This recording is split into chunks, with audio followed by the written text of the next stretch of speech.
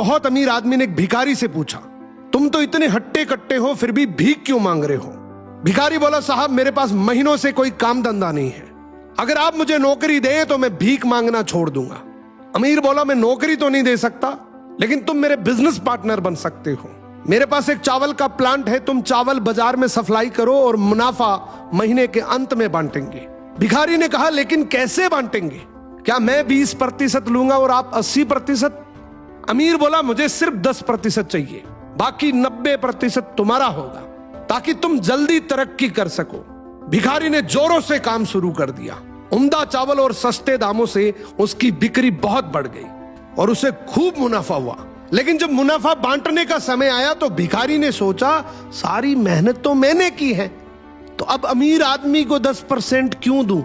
अगले दिन अमीर आदमी आया और जब हिस्सा मांगा तो भिखारी ने बहाना करते हुए कहा कि साहब मुझे तो बहुत नुकसान हुआ है, मुझे जितना मुनाफा हुआ है उतना तो कर चुकाना है, तो इस हिसाब से मुझे कोई मुनाफा नहीं हुआ, तो आप इसके हकदार नहीं हैं।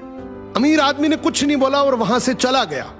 भिखारी बड़ा खुश हुआ, सोचा सारा प्रॉफिट मेरा हो गया। अब भिखारी उन पैसे से रोज मौज करे। ऐसे करते करते उसके पास से सारे पैसे खत्म हो गए। अब पैसे भी नहीं है और काम धंधा भी नहीं है, तो मजबूरन उसको फिर से भीख मांगना शुरू करना पड़ा। एक दिन वो अमीर आदमी उसके पास से गुजरा और उसको देखा, क्या ये तो फिर से भीख मांगने लग गया। अमीर आदमी ने एक बहुत अच्छी बात बोली कि इस दुनिया में गरीब और अमीर आदमी जो होता है ना, उसमें सबसे बड़ा डिफरेंस होता है उसकी सोच का।